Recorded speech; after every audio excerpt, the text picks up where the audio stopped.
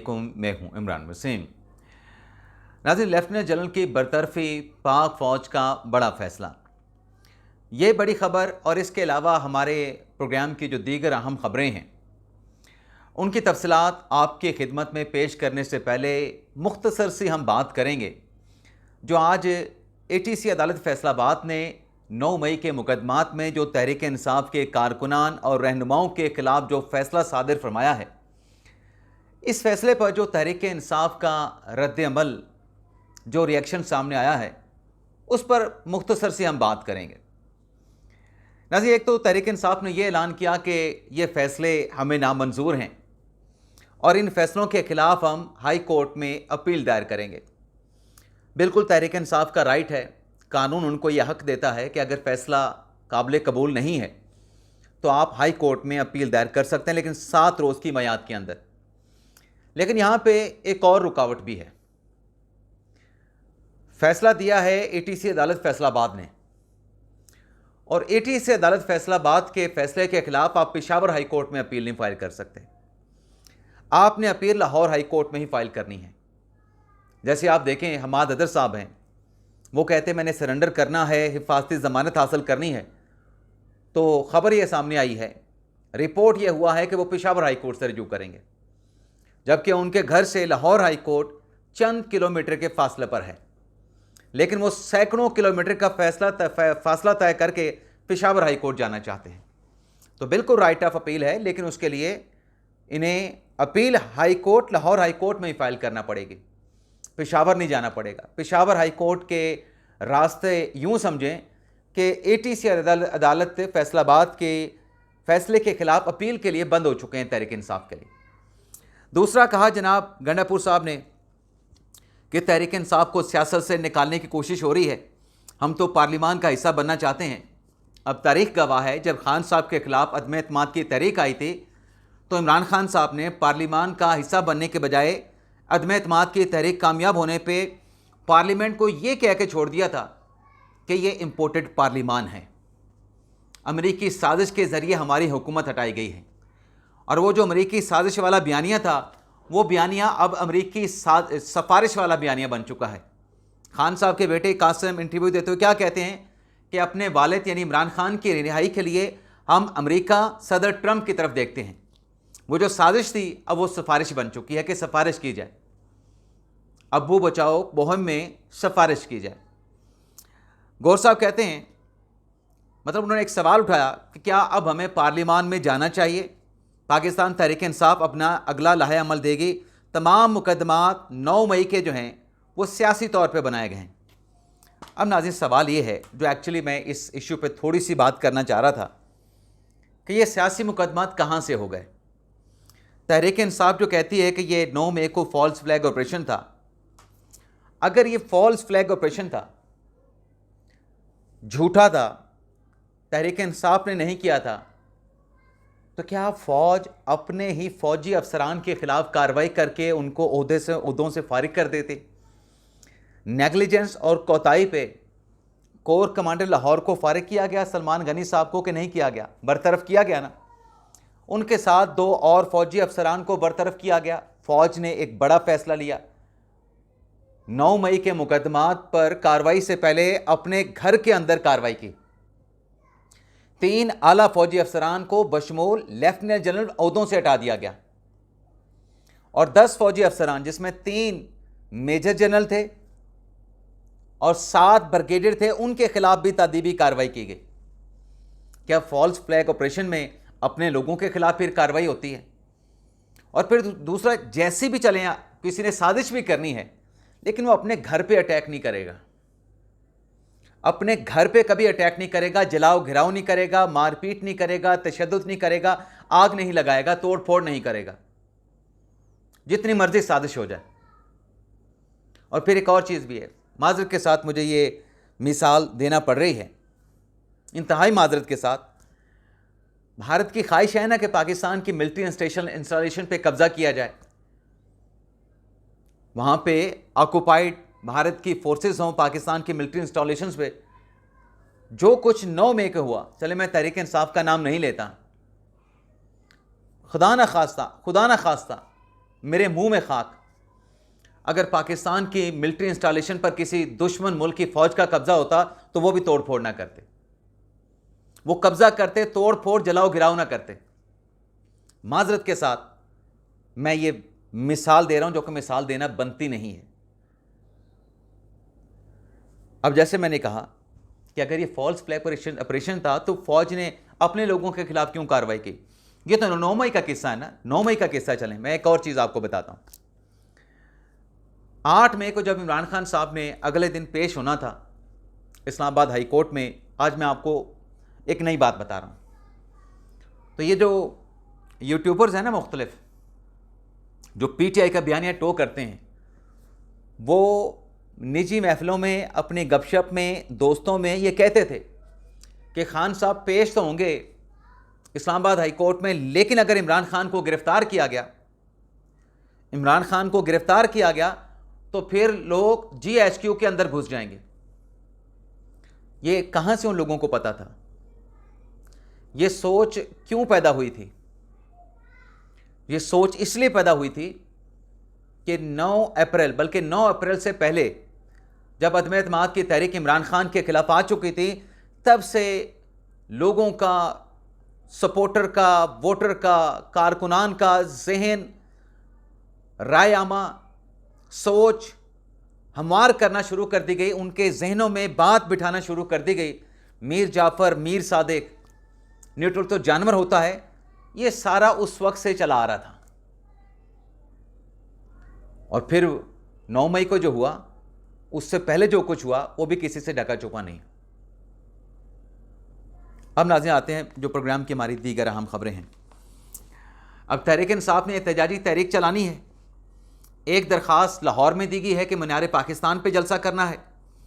एक दरख्वास्त इस्लामाबाद में दे दी गई है कि F9 पार्क में जलसा करना है। लाहौर में तो अभी तक मीनार पाकिस्तान पर इजाज़त नहीं मिली, तो शेख इम्तियाज़ अली साहब ने लाहौर हाई कोर्ट से रिजू कर लिया है। लेकिन जो इस्लामाबाद में F9 पार्क में जलसा करने का प्लान प्रोग्राम है, उस पर आज ही इस्लामाबाद की इंतज़ामिया को दरख्वास्त दी गई है।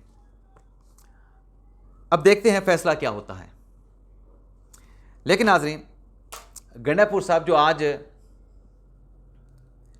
वहाँ से तो बच गए, फैसलाबाद में उनके खिलाफ चलान पेश नहीं हुआ था। अगर चलान पेश हुआ होता तो शायद डिस्क्वालीफाई कर जाते। लेकिन गंडापुर साहब का घेरा जो है वो तंग हुआ है। गंडापुर साहब का घेरा नाज़रीन कैसे तंग हुआ है?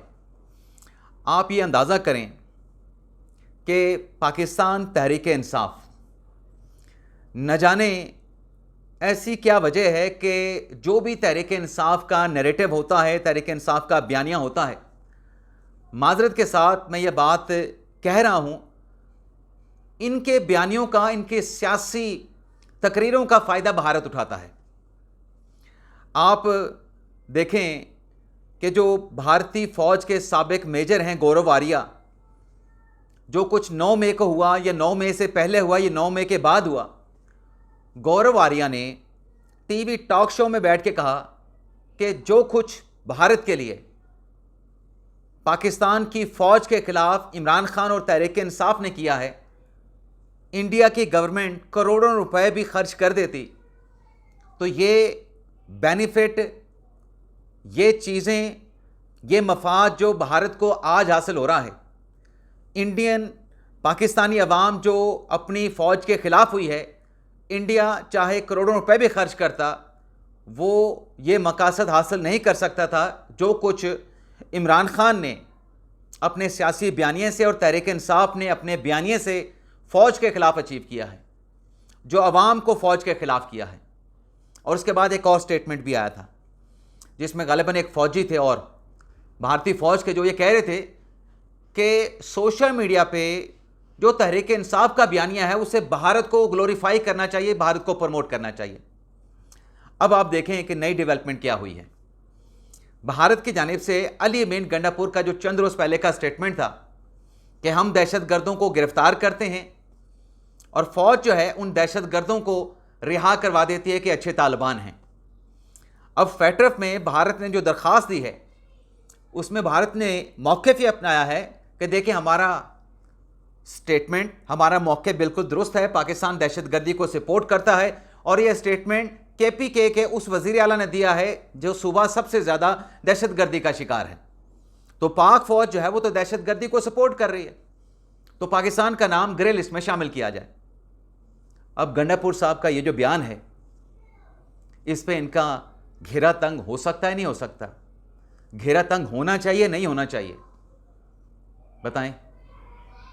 इससे पहले वो IMF वाले लेटर, IMF वाली ऑडियो लीक्स, बंदा सोच के हैरान रह जाता है। भाई ठीक है, आपने सियासत करनी है, सियासी मुखालफिन के खिलाफ करनी है, या आपने गैर सियासी मुखालफिन के खिलाफ करनी है, लेकिन पाकिस्तान की फेट पे क्यों, पाकिस्तान के मुस्तकबिल पे क्यों?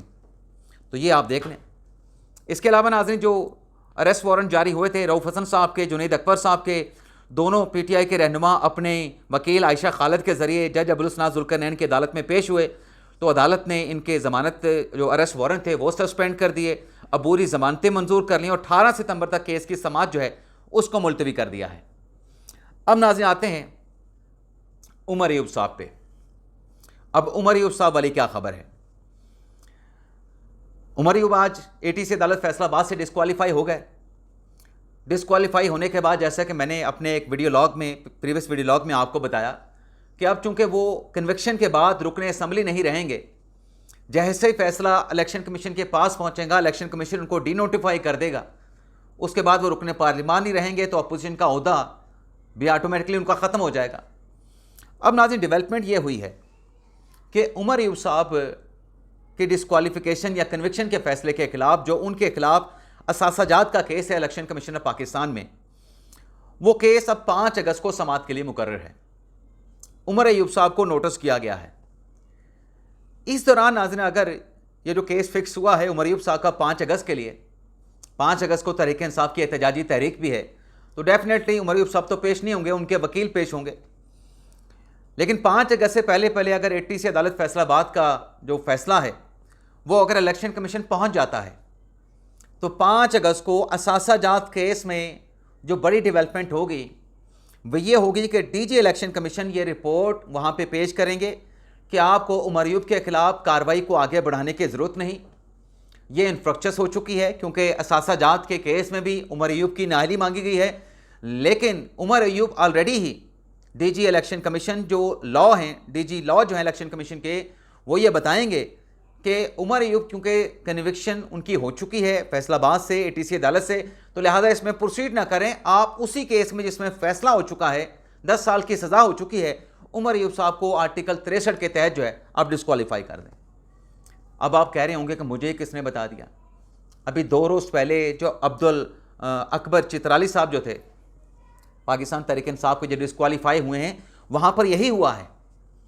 उनके खिलाफ स्पीकर का रेफरेंस था, लेकिन DG लॉ ने इलेक्शन कमीशन की अदालत को बताया कि आप इस रेफरेंस पे, ये तो गैर मौसर हो चुका है, ये तो ऑलरेडी इनके खिलाफ अदालत का फैसला आ चुका है, ये तो रुकने असम्बली बरकरार ही नहीं रहे, तो इस पर प्रोसीड करने की ज़रूरत नहीं।